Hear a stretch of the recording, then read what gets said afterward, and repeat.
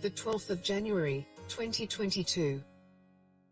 Our topic for today's devotional is titled, Heavenly Miracles. Our text is taken from the book of Exodus chapter 4, verses 27 to 31. And the Lord said to Aaron, Go into the wilderness to meet Moses. And he went, and met him in the mount of God, and kissed him. And Moses told Aaron all the words of the Lord who had sent him, and all the signs which he had commanded him. And Moses and Aaron went and gathered together all the elders of the children of Israel, and Aaron spake all the words which the Lord had spoken unto Moses, and did the signs in the sight of the people. And the people believed, and when they heard that the Lord had visited the children of Israel, and that he had looked upon their affliction, then they bowed their heads and worshipped. Key verse. And Aaron spake all the words which the Lord had spoken unto Moses, and did the signs in the sight of the people. Exodus chapter 4, verse 30. Evangelist T. Osborne traveled to India in 1924 with his wife, shortly after their marriage.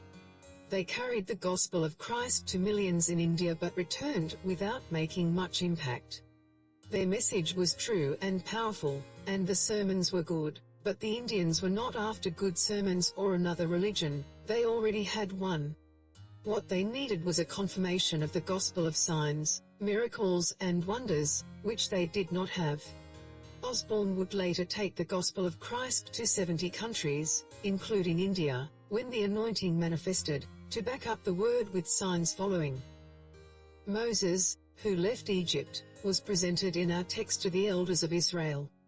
Aaron informed the audience of the words spoken to Moses by the Lord, but that was not enough to convince them, until he performed the signs in their sight.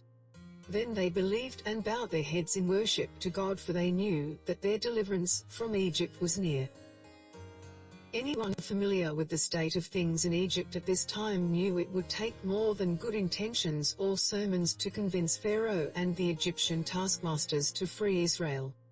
That was the reason the Lord told Moses to take his rod with him for signs. Exodus 4 chapter, verse 17.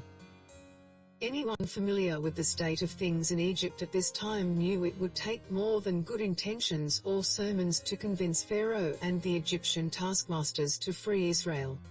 That was the reason the Lord told Moses to take his rod with him for signs. Exodus chapter 4, verse 17. We need signs and miracles today as evidence to the unbelieving world that Jesus is Christ. This will convince the gainsayers, correct their wrong notions about the gospel and make them accept the message of salvation. Thought for the day. Signs back up our sermons. The Bible in 1 year for today is taken from the book of Matthew chapter 26. Matthew chapter 26.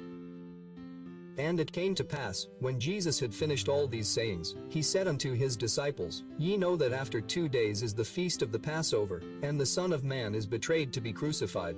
Then assembled together the chief priests, and the scribes, and the elders of the people, unto the palace of the high priest, who was called Caiaphas, and consulted that they might take Jesus by subtlety, and kill him. But they said, Not on the feast day, lest there be an uproar among the people.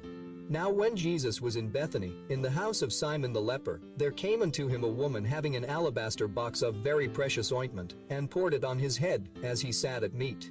But when his disciples saw it, they had indignation, saying, To what purpose is this waste? For this ointment might have been sold for much, and given to the poor. When Jesus understood it, he said unto them, Why trouble ye the woman? For she hath wrought a good work upon me. For ye have the poor always with you, but me ye have not always. For in that she hath poured this ointment on my body, she did it for my burial. Verily I say unto you, wheresoever this gospel shall be preached in the whole world, there shall also this, that this woman hath done, be told for a memorial of her. Then one of the 12, called Judas Iscariot, went unto the chief priests, and said unto them, What will ye give me, and I will deliver him unto you? And they covenanted with him for 30 pieces of silver. And from that time he sought opportunity to betray him. Now the first day of the feast of unleavened bread the disciples came to Jesus, saying unto him, Where wilt thou that we prepare for thee to eat the Passover? And he said, Go into the city to such a man, and say unto him, The Master saith, My time is at hand, I will keep the Passover at thy house with my disciples.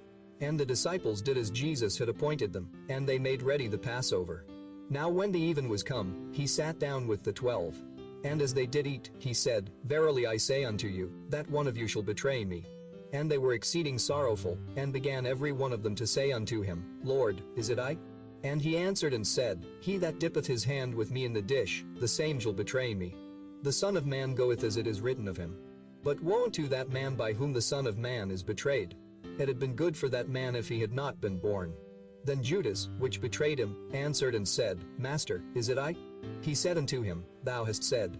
And as they were eating, Jesus took bread, and blessed it, and brake it, and gave it to the disciples, and said, Take, eat, this is my body. And he took the cup, and gave thanks, and gave it to them, saying, Drink ye all of it. For this is my blood of the New Testament, which is shed for many for the remission of sins. But I say unto you, I will not drink henceforth of this fruit of the vine, until that day when I drink it new with you in my Father's kingdom. And when they had sung an hymn, they went out into the Mount of Olives. Then saith Jesus unto them, All ye shall be offended, because of me this night, for it is written, I will smite the shepherd, and the sheep of the flock shall be scattered abroad. But after I am risen again, I will go before you into Galilee. Peter answered and said unto him, Though all men shall be offended because of thee, yet will I never be offended. Jesus said unto him, Verily I say unto thee, that this night, before the cock crow, thou shalt deny me thrice. Peter said unto him, Though I should die with thee, yet will I not deny thee. Likewise also said all the disciples. Then cometh Jesus with them unto a place called Gethsemane, and saith unto the disciples, Sit ye here, while I go and pray yonder. And he took with him Peter, and the 2 sons of Zebedee, and began to be sorrowful and very heavy. Then saith he unto them, My soul is exceeding sorrowful, even unto death. Tarry ye here, and watch with me. And he went a little further, and fell on his face, and prayed, saying, O my Father, if it be possible, let this cup pass from me, nevertheless not as I will, but as thou wilt. And he cometh unto the disciples, and findeth them asleep, and saith unto Peter, What, could ye not watch with me 1 hour? Watch and pray, that ye enter not into temptation. The spirit indeed is willing, but the flesh is weak. He went away again the second time, and prayed, saying, O my Father, if this cup may not pass away from me, except I drink it, thy will be done. And he came and found them asleep again, for their eyes were heavy. And he left them, and went away again, and prayed the third time, saying the same words. Then cometh he to his disciples, and saith unto them, Sleep on now, and take your rest. Behold, the hour is at hand, and the Son of Man is betrayed into the hands of sinners. Rise, let us be going. Behold, he is at hand, that doth betray me. And while he yet spake, lo, Judas, one of the 12, came, and with him a great multitude with swords and staves, from the chief priests and elders of the people.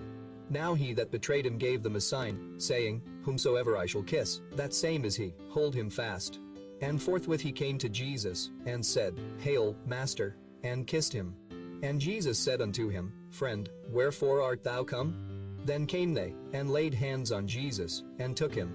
And, behold, one of them which were with Jesus stretched out his hand, and drew his sword, and struck a servant of the high priest's, and smote off his ear. Then said Jesus unto him, Put up again thy sword into his place, for all they that take this sword shall perish with the sword. Thinkest thou that I cannot now pray to my Father, and he shall presently give me more than 12 legions of angels? But how then shall the scriptures be fulfilled, that thus it must be? In that same hour said Jesus to the multitudes, Are ye come out, as against a thief with swords, and staves for to take me? I sat daily with you teaching in the temple, and ye laid no hold on me. But all this was done, that the scriptures of the prophets might be fulfilled. Then all the disciples forsook him, and fled. And they that had laid hold on Jesus, led him away to Caiaphas the high priest, where the scribes and the elders were assembled. But Peter followed him afar off unto the high priest's palace, and went in, and sat with the servants, to see the end. Now the chief priests, and elders, and all the council, sought false witness against Jesus, to put him to death, but found none. Yea, though many false witnesses came, yet found they none. At the last, came 2 false witnesses, and said, This fellow said, I am able to destroy the temple of God, and to build it in 3 days. And the high priest arose, and said unto him, Answerest thou nothing? What is it which these witness against thee? But Jesus held his peace. And the high priest answered and said unto him, I adjure thee by the living God, that thou tell us, whether thou be the Christ, the Son of God.